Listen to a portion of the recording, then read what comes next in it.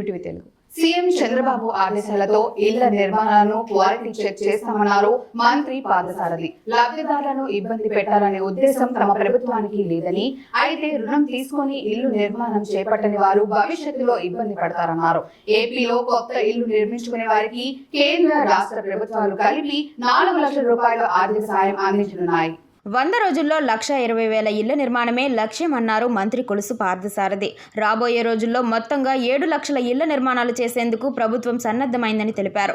గృహ నిర్మాణ శాఖపై సమీక్షించిన ఆయన గత ప్రభుత్వం సాధ్యాసాధ్యాలు పరిశీలించకుండా భూములు తీసుకుందన్నారు. రాజకీయ కక్షపూరిత ఆలోచనల కారణంగా ఇళ్ల లబ్ధిదారులు ఇబ్బంది పడ్డారన్నారు. 2014 నుంచి 2019 గృహ నిర్మాణాలపై కొన్ని ఆందోళనకర పరిస్థితులు ఉన్నాయని, వాటికి కూడా డబ్బు ఇవ్వాలని సీఎం చంద్రబాబు నిర్ణయించారన్నారు పార్థసారథి. గత ప్రభుత్వంలో గృహ నిర్మాణాలను వ్యాపార ధోరణిలో చూశారని విమర్శించారు ఆయన. ఉపాధి హామీ పథకం కింద అదనంగా 30,000 రూపాయలు సైతం చెల్లిస్తారు. కాగా గృహ నిర్మాణాల్లో మట్టి కోసం కొత్త విధానం ఆలోచించినట్లు మంత్రి కొలుసు పార్థసారథి తెలిపారు. మట్టికి బదులుగా ఫ్లై యాష్ను ఉపయోగించే విధంగా ఆలోచన చేస్తున్నామన్నారు.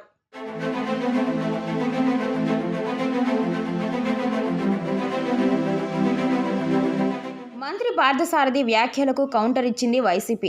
తమ హయాంలో కోట్లాది రూపాయల భూముల్ని పేదలకు పంచామన్నారు ఆ పార్టీ నేత కాకాని గోవర్ధన్. ఎన్నికల సమయంలో ఇళ్ల నిర్మాణానికి 4 లక్షలు ఇస్తామని హామీ ఇచ్చి ఇప్పుడు 1,50,000 మాత్రమే ఇస్తాననడం సరికాదన్నారు ఆయన.